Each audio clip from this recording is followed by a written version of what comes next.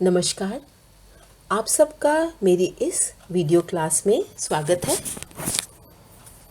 गर्भावस्था से संबंधित बहुत से टॉपिक पर मैंने आपके साथ वीडियोस और नोट्स यूट्यूब और व्हाट्सएप ग्रुप पर साझा किए हैं। इसी श्रृंखला को आगे बढ़ाते हुए आज के वीडियो में मैं गर्भावस्था के संदर्भ में एक और बहुत ही ज्ञानवर्धक और विचित्र विषय से संबंधित वीडियो प्रस्तुत कर रही हूँ, जिसका टॉपिक है गर्भावस्था में पीका या पाइका। यह विचित्र और विशिष्ट इसलिए है क्योंकि बहुत सी महिलाओं को इस अवस्था में ऐसी वस्तुएं खाने की तीव्र इच्छा होती है जो खाने योग्य नहीं होती। गर्भावस्था में महिला को बहुत सी चुनौतियों और परिवर्तनों का सामना करना पड़ता है जो इस दौरान उसको आती हैं। इनमें से एक है कुछ उत्कट खाने की इच्छा।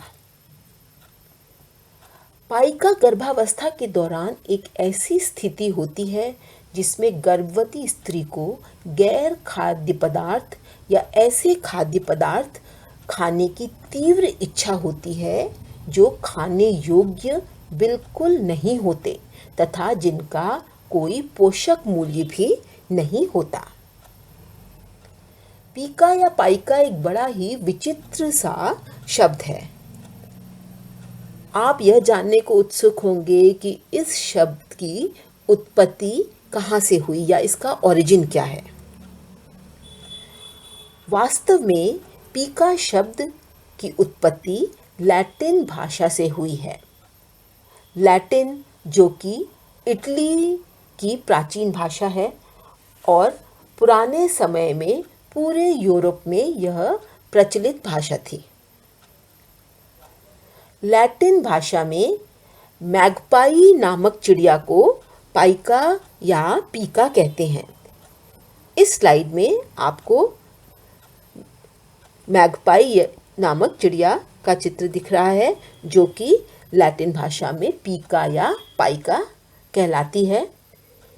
यह चिड़िया सब कुछ खाने के लिए विख्यात है और क्योंकि गर्भावस्था में भी महिला को बहुत सी ऐसी चीज़ें खाने की तीव्र इच्छा होती है जो खाने योग्य नहीं होती, इस कारण इसको इस चिड़िया से रिलेट करके पाइका कहा जाता है।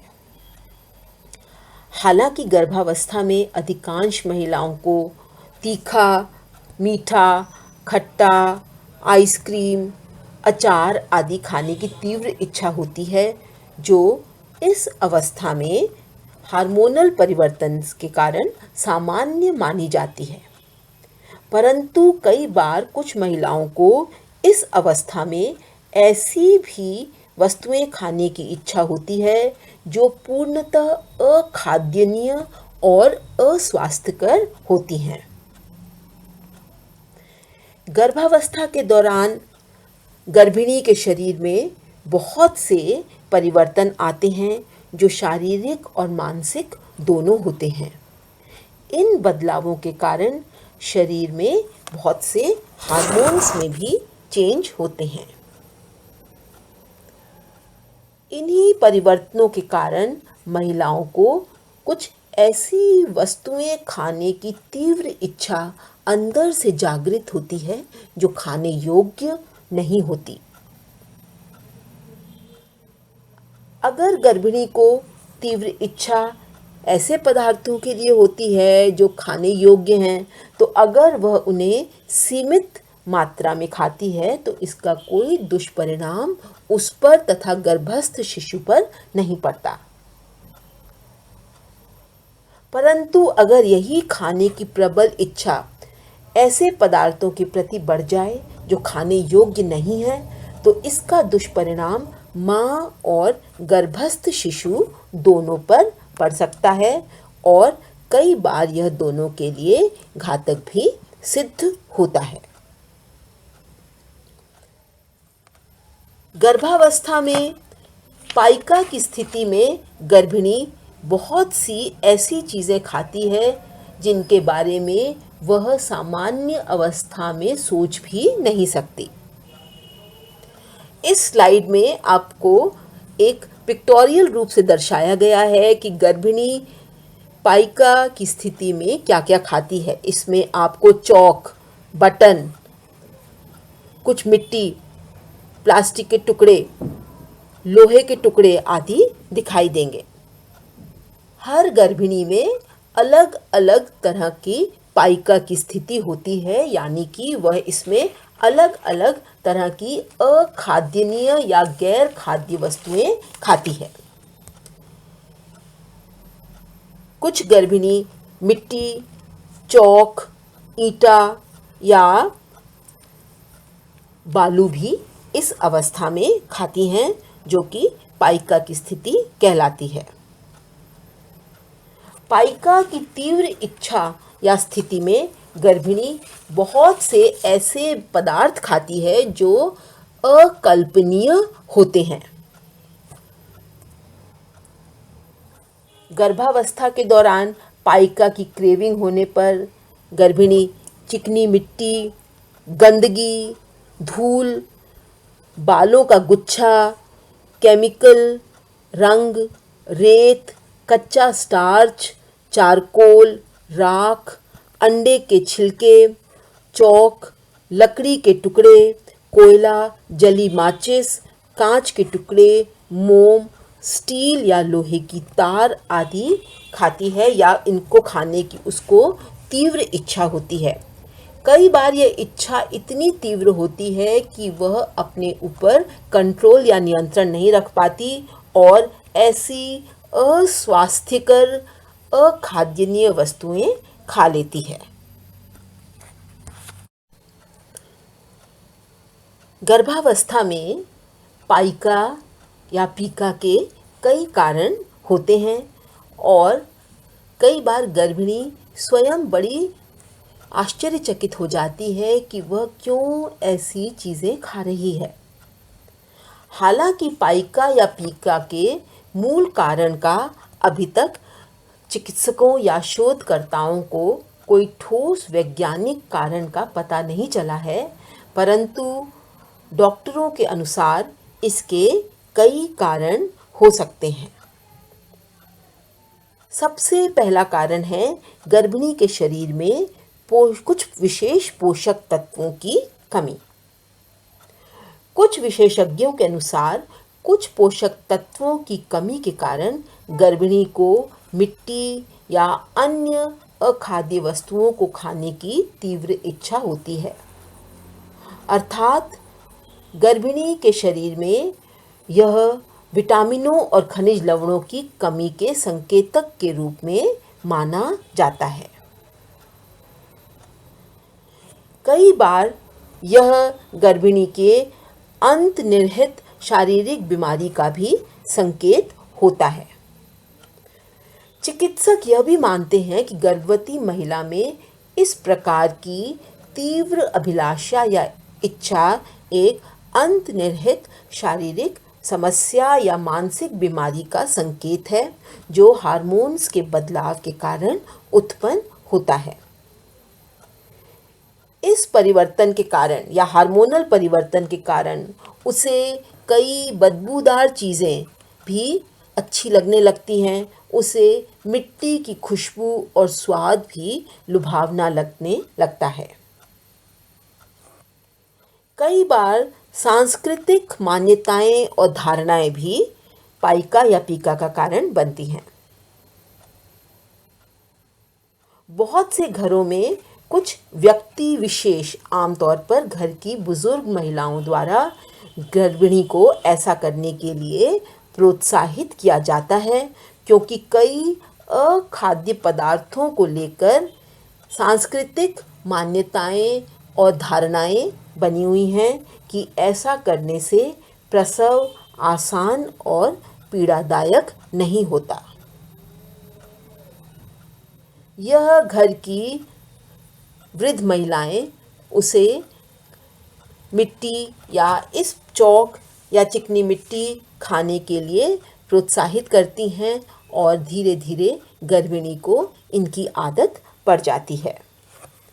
कभी कभी मानसिक तनाव के कारण भी गर्भिणी पाइका या पीका की अंतर्गत कुछ अखाद्यनीय वस्तुएं खाती है, क्योंकि जब उसको बहुत अधिक तनाव या चिंता होती है तो वह इन अखाद्यनीय वस्तुओं को खाकर अपनी चिंता या तनाव को दूर करने की कोशिश करती है।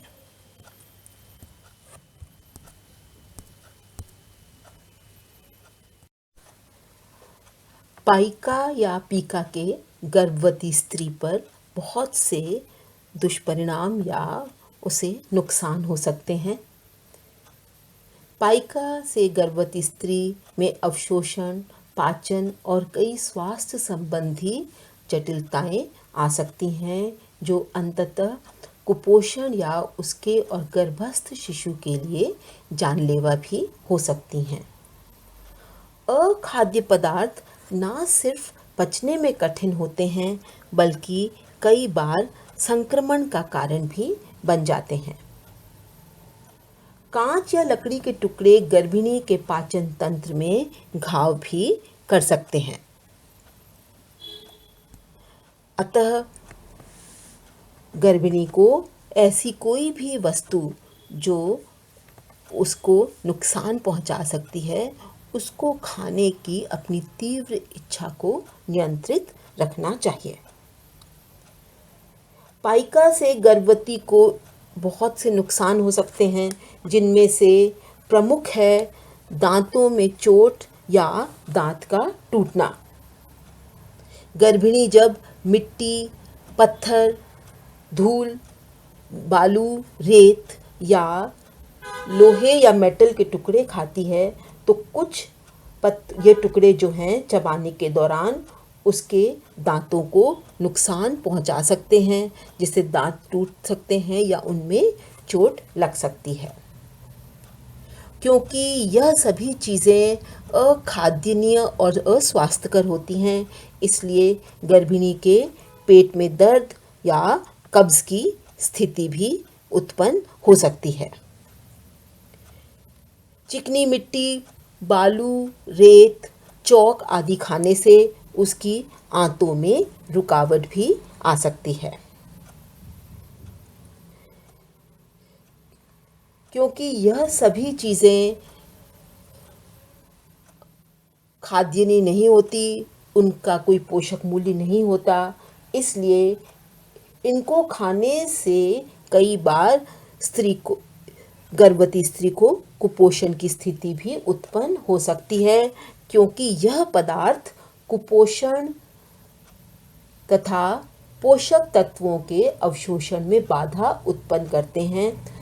विशेष रूप से लौह लवण, जिसका अवशोषण बहुत ही मुश्किल से होता है, उसमें और अधिक बाधा उत्पन्न होती है, जिससे गर्भिणी को एनीमिया या रक्त अल्पता की समस्या और अधिक हो जाती है। क्योंकि यह चीज़ें साफ़ सुथरी नहीं होती, हाइजीनिक नहीं होती, तो इससे उसको परजीवी संक्रमण या इन्फेक्शन का भी डर बहुत अधिक रहता है। इसके अतिरिक्त ऐसी चीज़ों को खाने से उसको टॉक्सीमिया इफ़ेक्ट भी हो सकता है। मिट्टी में सीसा, जिसको कि हम लेड कहते हैं, और कीटनाशक जैसे कई विषैले पदार्थ पाए जाते हैं। मिट्टी का सेवन करने से यह विषैले पदार्थ गर्भवती के पेट में पहुंचकर शरीर पर बुरा प्रभाव डालते हैं, साथ ही खून में इन्फेक्शन का कारण भी बन जाते हैं, जो ब्लड पॉइजनिंग जैसी गंभीर समस्या को जन्म दे सकता है। इसके अतिरिक्त पाइका के कारण गर्भवती स्त्री में एक और दुष्परिणाम जो होता है वह है हाइपरक्लेमिया इफेक्ट। हाइपरक्लेमिया इफेक्ट से तात्पर्य है खून में पोटेशियम की मात्रा जो स्टैंडर्ड स्तर है उससे बहुत अधिक हो जाना, शरीर में पोटेशियम तंत्रिका तंत्र और मांसपेशियों की कोशिकाओं को संतुलित और उनके कार्य को नियंत्रण रखने में मदद देता है। इसकी अधिकता हो जाने पर यह मांसपेशियों और तंत्रिका तंत्र के संतुलन की स्थिति प्रभावित होती है। इसके अतिरिक्त जब गर्भिणी कई बार इस प्रकार की चीज़ें खाती है तो उसके आंतों में चोट लग सकती है, जिससे उसके मल में रक्तस्राव भी होता है। इसके अतिरिक्त उसे पेंट आदि खाने से सीसा या लेड विषाक्तता और उसके मस्तिष्क को भी नुकसान पहुंचा सकते हैं। उसके द्वारा लोहा या लोहे की तार या लकड़ी के टुकड़े आदि खाने से उसके पेट में अल्सर विकसित हो सकते हैं। जब वह इस तरह की नुकीली, कड़ी और तीखी चीज़ें खाती है तो उसके पाचन तंत्र को नुकसान, गले और ग्रास नली में भी चोट लग सकती है। कई बार उसके द्वारा पाइका या पीका के अंतर्गत खाई गई चीज़ों से उसकी सांस भी घुट सकती है या उसको चोकिंग की स्थिति हो सकती है। इन वस्तुओं को खाने से उसके मुंह में छाले और घाव भी पड़ सकते हैं। इसके अतिरिक्त गर्भस्थ शिशु पर भी पाइका या पीका के बहुत से दुष्परिणाम या दुष्प्रभाव पड़ते हैं, क्योंकि वह माता के शरीर से पोषण प्राप्त करता है। पोषण के साथ साथ अगर कुछ विषाक्त पदार्थ भी माँ के शरीर में या रक्त में आ जाते हैं तो उनसे गर्भस्थ शिशु पर भी नकारात्मक प्रभाव पड़ता है। सबसे बड़ा दुष्परिणाम जो माँ के पाइकस लेने से शिशु पर पड़ता है वह है समय पूर्व प्रसव। मिट्टी खाने से समय पूर्व प्रसव की आशंका बढ़ जाती है, जिससे बच्चे की जान को भी खतरा होता है। दूसरा दुष्परिणाम या दुष्प्रभाव है प्रसव के दौरान मृत्यु। मिट्टी खाने से उसमें सीसा, जिसको कि हम लेड कहते हैं, और अन्य विषैले पदार्थों के साथ कुपोषण का असर गर्भस्थ शिशु पर भी पड़ता है, जिसके कारण प्रसव के दौरान उसमें भी विषाक्तता उत्पन्न होकर उसकी मृत्यु हो सकती है। इसके अतिरिक्त गर्भावस्था में माता के द्वारा लिए गए कई पदार्थ पोषक तत्वों के अवशोषण में बाधा उत्पन्न करते हैं, और जब माता कुपोषित होगी तो बच्चे में भी कुपोषण की स्थिति उत्पन्न हो जाएगी। इसके अतिरिक्त शिशु क्योंकि कई ऐसे पदार्थ ग्रहण कर लेता है जो उसके तंत्रिका तंत्र और मस्तिष्क को प्रभावित करते हैं, इसके कारण उसमें चिड़चिड़ापन आ जाता है। उसके शरीर का विकास भी ठीक से नहीं होता और कई बार सिर का आकार सामान्य से छोटा होता है। यह इस बात को दर्शाता है कि उसके मस्तिष्क का विकास पूर्ण रूप से नहीं हुआ है। गर्भावस्था के दौरान इसलिए माँ को अपनी इस पाइका की तीव्र इच्छा को नियंत्रित रखने की कोशिश करनी चाहिए। अब बात होती है कि पाइका का उपचार किस प्रकार किया जाए या उसका समाधान क्या है। गर्भावस्था में क्योंकि पाइका या पीका एक आम समस्या है, इसलिए गर्भवती को इससे घबराना नहीं चाहिए, क्योंकि यह एक स्थायी समस्या नहीं है। यह तीव्र इच्छा सिर्फ गर्भावस्था में ही रहती है और प्रसव उपरांत यह स्वतः समाप्त हो जाती है। इसका निराकरण या समाधान निम्न प्रकार से किया जा सकता है। सबसे पहले जैसे ही गर्भिणी में पाइका की तीव्र इच्छा या स्थिति उत्पन्न हो, उसे तुरंत ही चिकित्सक से सलाह या मार्गदर्शन लेना चाहिए और अगर उसके शरीर में कोई पोषक तत्वों की कमी है तो उसकी पूर्ति करनी चाहिए। गर्भ ग्रहण करने के उपरांत गर्भवती को डॉक्टर से अपने शरीर में पोषण स्तरों की जांच करवानी चाहिए तथा आहार में विटामिन और खनिज लवण की मात्रा आवश्यकता अनुसार अवश्य बढ़ानी चाहिए। इससे उसे विशेष रूप से लौह लवण, जिंक और मैग्नीशियम के शरीर में स्तर या लेवल्स का ध्यान रखना चाहिए और डॉक्टर की सलाह से इन पोषक तत्वों के सप्लीमेंट्स या टैबलेट लेनी चाहिए। इसके साथ साथ उसे अपने आहार में भी परिवर्तन करना चाहिए ताकि पोषक तत्वों की कमी की पूर्ति हो और पाइका की प्रवृत्ति को कम किया जा सके। उसे अपनी खान पान की आदतों और व्यवहार में भी परिवर्तन लाना चाहिए। गर्भिणी को सिर्फ स्वाद देखते ही नहीं बल्कि पोषक तत्वों और कौन सी भोज्य वस्तुएं उसके लिए स्वास्थ्यकर हैं उन्हें खाना चाहिए। व्यवहार और खान पान की आदतों में परिवर्तन लाकर वह पीका की स्थिति को नियंत्रण में रख सकती है। अगर गर्भिणी के मानसिक स्वास्थ्य में परिवर्तन आ रहा है तो उसे मनोचिकित्सक से मार्गदर्शन और सलाह लेनी चाहिए। गर्भिणी को इसमें शर्म नहीं करनी चाहिए बल्कि उसे चिकित्सक से खुलकर इसकी बात करनी चाहिए और अगर उसमें कोई मानसिक परिवर्तन आ रहा है जिसके कारण उसकी पाइका की प्रवृत्ति बढ़ रही है तो उसे मनोचिकित्सक को बताना चाहिए, चाहे वह कितनी अस्वाभाविक या शर्मनाक क्यों न हो।